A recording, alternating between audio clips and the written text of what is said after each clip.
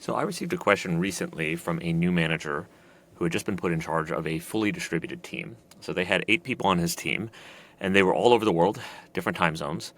And he was trying to figure out how to create the right kind of accountability structures and also culture building. So developing rituals to improve the culture within the team. So this is no small feat, especially for a team distributed like that. But I wanted to take a whack at some of the basic building blocks that you'd want to put in place for remote team accountability, and then also for culture building and rituals. And I put remote in parentheses here because I actually think this is useful to any kind of team, even if you're all working in the same building. These kind of structures are good ways to start thinking about developing your process in a predictable way so you're relating to all your team members in a consistent way, but also relating to them relative to the kind of accountability they need. So what we're going to do is talk about the accountability piece, and then we'll talk about the culture piece, and then we'll bring it all together.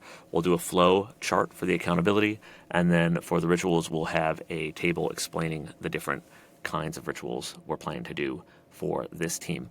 And like I said, these are foundational structures. I would expect most teams to have more built on top of this, but it's a good place to start, especially if you're not quite sure what to do to get this process rolling for your team. This is a good thing you can put in place on day one and then build from there. So let's talk about accountability. The way we're going to think about this is in simple letter grade terms. And we're going to use 3 grades, A, B, and C. These are ratings for how the person is doing at work and in their job. And A players in a remote context are people who are getting their work done. They're hitting their deadlines, they're meeting their KPIs, they're doing the things that they say they're going to do, and they are most likely giving a little extra in terms of improving processes and developing the team. So an A player is quick to find an issue and document it and make sure the rest of the team has a centralized place to look for that. They are quick to share knowledge. They're quick to develop best practices and make those available on the team. So A players are great. We all wish that we could work with only A players, and one of the goals is to coach other people up to that point. So sometimes you'll have people in those B and C categories, and the question you should be asking yourself is, can I get this person to an A at some point with some process changes, with some coaching, with some mentorship? And if you can't, that may be an indication that there's a better place for them to go in the future if you are trying to develop a high-performance culture. So you're thinking of your A's as the thought leaders, the people at the top of the heap, and the people that you ultimately want to turn everybody else into. So then you've got your B's, and the B players are people who, for any number of reasons, it could be inexperience, it could be a little personal disorganization, it could be things going on in their personal lives. They are not quite meeting up to their demands. You can see the quality of their work, and you can also see a lot of potential usually in these workers, but they sometimes have communication gaps, they miss deadlines, their deliverable quality can be inconsistent, they have maybe a poorer understanding of their exact expectations, the kind of things they need to do to drive the business forward. And a lot of times the B players are the ones who force you to look in the mirror and figure out how you're managing, right? So they're not just a reflection of their own capabilities, but oftentimes a reflection of what kind of incentives and structures you've put in place, and if you've been a good enough manager, kind of leading them along. So the B players are a great place to look for feedback on your own performance as well. And then finally we have the C's. And the C's are the people who should probably be on a performance improvement plan. So most of your C players are 90 days away, 90 to maybe 120 if you have a longer time period, 90 to 120 days away from either getting out of the rut they're in or looking for a new job. And the reason for that is you're already trying to coach them up to a B, which means the B players, you're trying to coach up to an A. And these C players, they're just regularly not meeting the targets. It's poor work quality. They don't seem to understand the incentives. They've got communication gaps. You're not entirely sure if they're working all day, if they can manage the intrinsic motivation required to be fully remote, or if they're in the office, if they are causing too many distractions, too many rabbit holes, right? So those are the 3 categories we're going to think of putting people into. And what I'm going to do here is create the structure for us to then develop rituals around where we determine a team member to be. So the process here, we're going to first get the structure from ChatGPT, we're going to outline exactly where do we put each kind of person.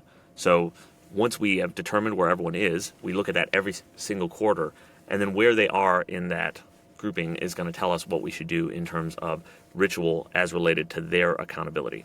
These are separate from the culture rituals, which we'll talk about in a moment after we get past the accountability part of this. So let's jump over to ChatGPT and start with the structure of what we want to do. All right, so we're back at ChatGPT right here, and here's our prompt. I am developing a simple example performance and accountability framework for the Building Process podcast and video series. I would like a table that provides definitions for each of these kind of employees. We have A players: gets work done, meets deadlines, fouls up, improves processes, communicates well, motivates others, trains across the team. B players: visible potential, inconsistent work quality, inconsistent with deadlines, medium levels of communication, miss opportunities to develop better processes, miss opportunities to support the whole team. And then C players: showing active performance issues, poor work quality, missed deadlines, communication is weak, time management is weak, currently should be in a 90 to 120 day performance improvement plan. Okay, so let's see what this comes up with. I want a table basically describing each of these. All right, so I got this table which sums it up quite nicely. I am copying this into the document, although it's a bit on the wide side, so it doesn't copy super well into the document, but that's all right. It's mostly just for documenting this. So what we want to do is, depending on where we find an employee to be on the quarterly review, so we want to have a different meeting cadence and some kind of different accountability plan for them. And what this is really going to be focused on is, for the A players, we are just focused on coaching and mentorship. For the B players, we're focused on how do we get them up to an A, what kind of regular work can we do with them to get to them to that point. And then for the C players, we're really focused on this performance improvement aspect, which is going to be that 90 to 120 day process, a fairly intensive process, but short-lived if they can rise to the occasion or if they don't make it. So that's what we're going to do when we go and create the flow chart. So let's take a look inside Lucidchart. All right, so here's our flow for the accountability process. It all starts with a quarterly review, and we're going to do this on a per employee basis. And I'm going to add some of these right here. Boom, just make sure we've got all of our lines. So if they're A grade, then we're going to meet with them every other week. They don't need as much of that regular nurturing, and you can have whatever cadence your time and schedule allows for. A big part of this probably depends on the size of your team and what other job responsibilities you have. But for these ones, I'm trusting them to go get their work done and then meet with me every other week on a much higher level basis, where we're really focused on their career development and the things they want to do. And then establishing the career goal is something that they should do on their own, and it's a plan that you want to check in at the end of the quarter. But once again, these are the people you're expecting to actually accomplish that thing and actually get that ball down the line. So you're really just encouraging them, motivating them, making sure they don't bite off more than they can chew. Now, for the B grade players, you're going to have weekly career development meetings, and these are going to be different. They're not as discussion oriented, and they should be more focused around some of the specific kind of gaps you're seeing, some of the specific issues you're seeing, and how we get that person up to the A player level. And one of the things that you'll find, especially amongst more junior employees, is that continuing education is a huge lever here, because sometimes people just don't know what they don't know, and it's pretty cheap to do these days, so I highly, highly recommend pulling out that tool when you can, specifically for people in this area where there just may be some skills and ability gaps that they could be educated on. And then your C grade players, remember, we are basically presuming these are heading towards some kind of performance improvement plan and eventually parting ways with you. So you want to make sure you have very strict metrics for the performance improvement plan, and then you're going to have weekly meetings just related to those metrics. So you got to keep these meetings from getting too off track. The focus is just what is the exact metrics we are targeting right now, and can we just both agree on what is happening with them? And you're trying to get to a point of understanding here. If they are in fact beating the metrics, which I've seen people do before, then you're going to jettison them right up to that B grade, and then you can start working with them in this slightly more qualitative way. But if they are in fact not meeting the metrics, you want to make sure that they're aware of that too, that they understand what are the things that they're failing to do. And then beyond that, there's the opportunity to part ways. And I call it an opportunity because if somebody's consistently performing at this level, they're probably not loving their job either, and they're probably not in the right place. So in a certain way, it is actually an opportunity for you to part ways with that person. So here is the flow we're going to do for the remote team accountability. And what I'm going to do is take this and put this into our document. And then before we talk about putting the whole process together, I want to talk about the ritual section, which is more what we're going to do for culture. So we're going to go back over to ChatGPT, and I'm going to talk about 3 rituals that this team is going to do and how they're going to spread those out within the calendar year. Okay, so we're back over here in ChatGPT, and we have the prompt for the rituals we're going to do. So here's the prompt. Next, I would like to develop a table that defines the regular rituals for culture building. My example remote team for the Building Process podcast and video series. Here are the 3 rituals. Monthly culture events. Events predicated solely around getting together, building culture and camaraderie. Some examples include game night, trivia, watching a movie, and in most cases ordering food with a company reimbursement. So this is over some kind of video platform, Zoom, Google Meet, you name it, but we're all getting together in that same space to do the culture event. Then we have monthly educational events, events geared towards a deep dive into a particular topic that will help the team. These events are often led by skilled or passionate team members or outside contributors. These should tend to be recorded and referred back to for developing team practices. So these events not only build skills, but they also develop camaraderie alongside it, and they're a nice balance to the culture events. And then we have number 3, the weekly, what I call low lift. I'm going to put that in quotations. Weekly low lift social events.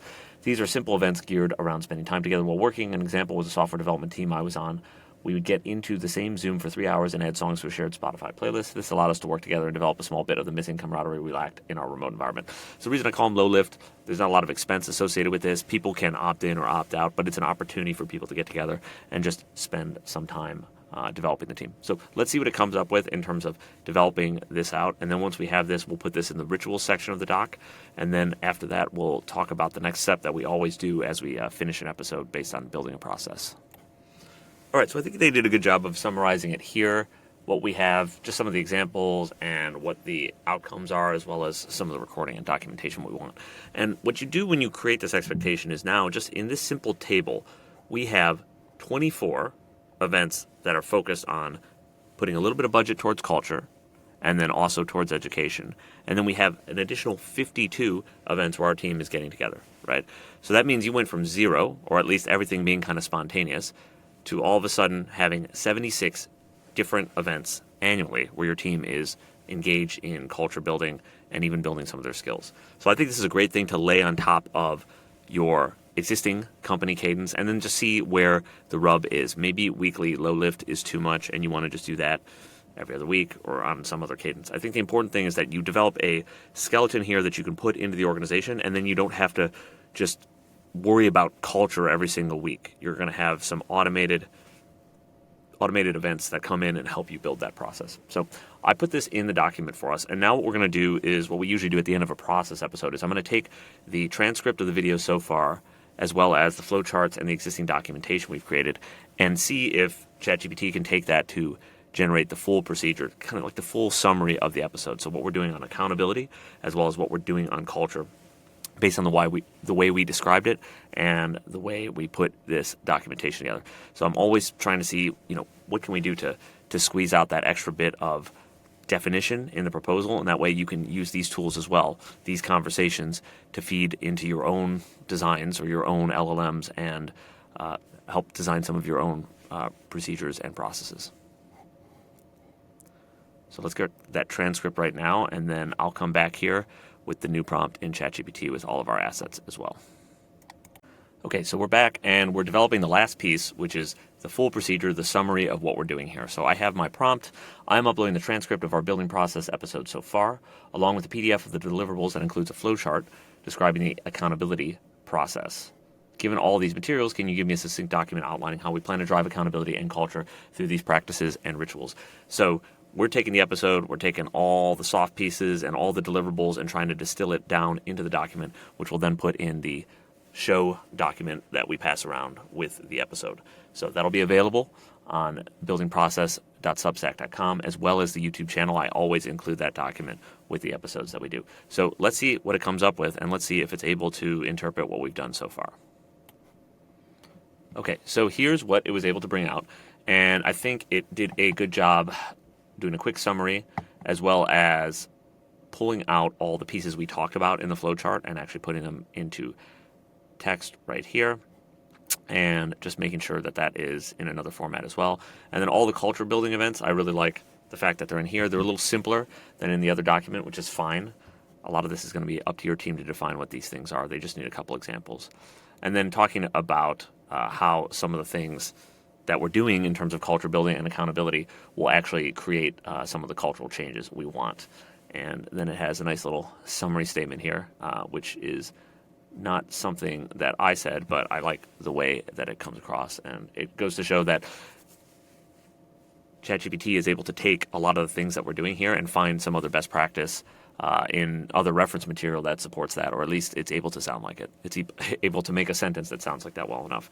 So I would just take this as is. I'm going to take this and copy this into the document for the episode, and then I am going to publish that document with the episode, which you can find at buildingprocess.substack.com or the YouTube channel, which is YouTube, and it's at buildingprocess is the user. So I'll post both of these up there.